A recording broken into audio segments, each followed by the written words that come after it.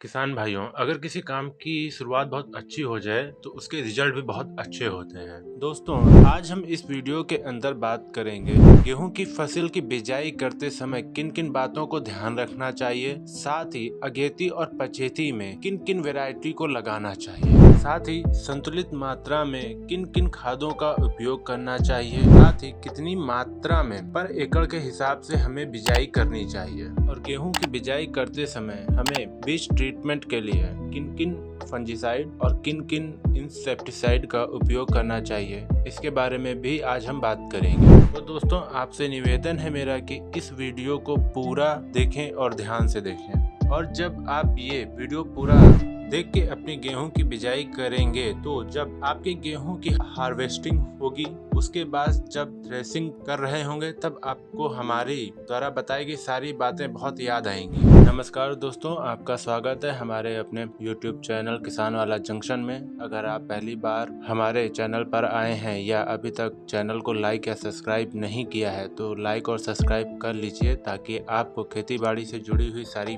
जानकारियाँ मिलती रहें। किसान भाइयों, अगर आप लोग अपने खेत से 30 कुंतल या 30 कुंतल से ज्यादा गेहूं का उत्पादन लेना चाहते हैं तो सबसे पहले आपको करना होगा अपने खेत की अच्छे से जुताई। चाहे आप अपने खेत में पलेवा करके बुआई कर रहे हो या सूखे खेत में बुआई कर रहे हो, आपको अपने दिमाग में ये रखना है कि आपको अपने खेत के हर हिस्से से बराबर उत्पादन लेना है। अब बात आती है स्पेशल डोज की। अपने गेहूं की फसल से अच्छा उत्पादन लेने के लिए हमें कौन कौन सी खादें डालनी होंगी, इसके अंदर भी दो बातों का ध्यान रखना पड़ता है। पहला कि आप फसल चक्र अपना रहे हो, मतलब कि पिछले साल आपने कोई दूसरी फसल बोई थी और अब की बार आप गेहूं की फसल बोने जा रहे हैं, तो पर एकड़ के हिसाब से एक बैग DAP और एक बैग सिंगल सुपर फास्फेट ले लीजिए। इसके साथ आप 20 से 30 किलो पोटाश ले लीजिए। शुरुआत के लिए बता रहा हूँ, जब आप अपने खेत की तैयारी कर रहे होते हैं उस टाइम पे जुताई करते समय ये स्पेशल डोज डाल दीजिए। साथ में 20 किलो यूरिया भी डाल सकते हैं। अगर आप लोग अपने खेतों में लगातार गेहूं की ही बिजाई करते आ रहे हैं अपने खेतों में, और अब की बार भी गेहूं की फसल की ही बिजाई करने जा रहे हैं, तो आपको स्पेशल डोज में आपको उस खेत में अपनी खादों की मात्रा बढ़ानी पड़ेगी। जहाँ पर अभी तक आप लोग एक बैग डाल रहे थे, वहाँ पर आपको 10 से 15 किलो खाद बढ़ाकर डालनी होगी। मतलब कि आपको 60 से 65 किलो DAP डालनी होगी, एक बैग सिंगल सुपर फास्फेट डालना होगा, या फिर आप 1.5 बैग सिंगल सुपर फास्फेट ले सकते हैं। अब बात करते हैं पोटाश की। तो पोटाश आपको 20 से 30 किलो वही बराबर रख सकते हैं। बाकी आप कोशिश करिए कि 30 किलो पोटाश डालने की। और रही बात यूरिया की, तो आप यूरिया 20 किलो ही डाल दीजिए, क्योंकि यूरिया बाद में भी डाली जा सकती है।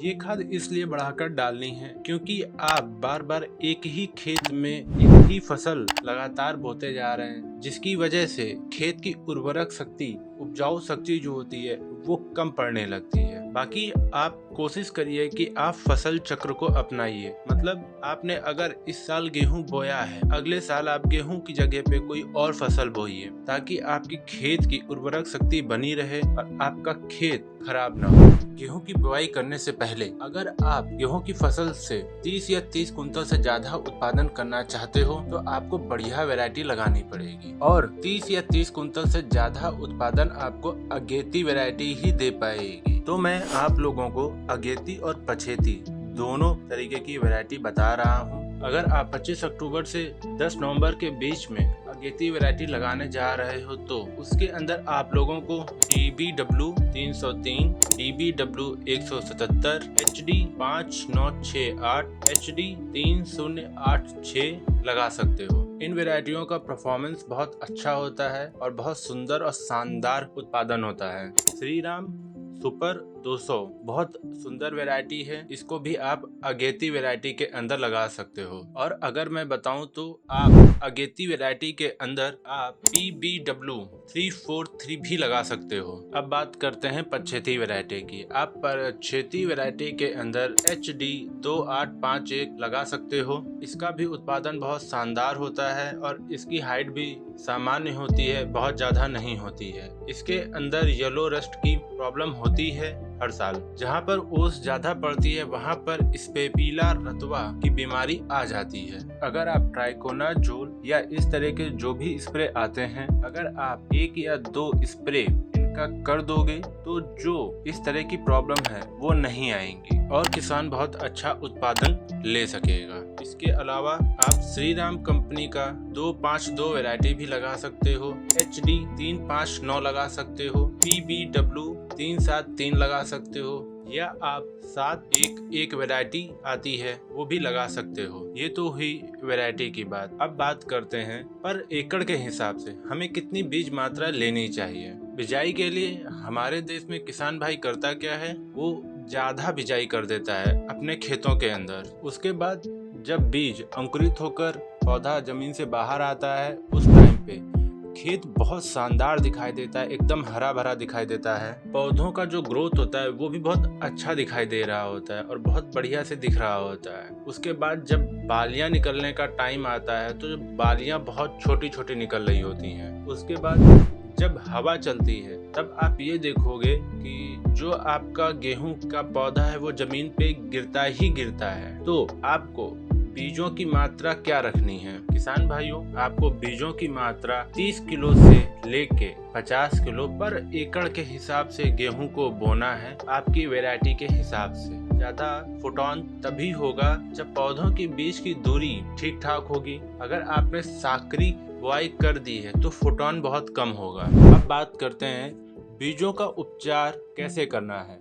जब आप अपने खेतों में बिजाई करने जा रहे हो उससे पहले 3 से 4 घंटे पहले आपको अपने बीजों को फंजीसाइड और इंसेक्टिसाइड से उपचारित कर लेना चाहिए। अगर फंजीसाइड में मैं बात करूं तो आप लोग फंजीसाइड में कार्बेंडिज्म ले सकते हो, आप ट्राइकोनाजोल ले सकते हो, और भी बाजार में बहुत सारे नए फंजीसाइड आ गए हैं, आप उनका भी उपयोग कर सकते हैं। अब बात करें इंसेक्टिसाइड में तो आप इंसेक्टिसाइड में इमिडाक्लोरोपिड ले सकते हो, फिफ्रोनिल ले सकते हो, और भी इंसेक्टिसाइड आ गए हैं आप उनको भी ले सकते हो। इनसे उपचारित करने के बाद आप जब अपने खेतों में अपनी बीजों की बिजाई करते हैं तब आप देखेंगे जब पौधा जमीन से बाहर आ रहा होता है शुरुआती चरण में ही वो बहुत ही हेल्दी आ रहा होता है, बहुत स्वस्थ आ रहा होता है। उसके बाद जब आप अपने खेत में सिंचाई करने वाले होते हो तो उस टाइम पे आप जो भी खाद डाल रहे होते हो जैसे यूरिया या कोई और खाद डाल रहे होते तो उसके साथ में आपको जिंक जरूर देना होता है। इससे ये होगा कि आपका जो पौधा है अगर उसमें पीलापन आ रहा है या उसका फोटोन कम हो रहा है तो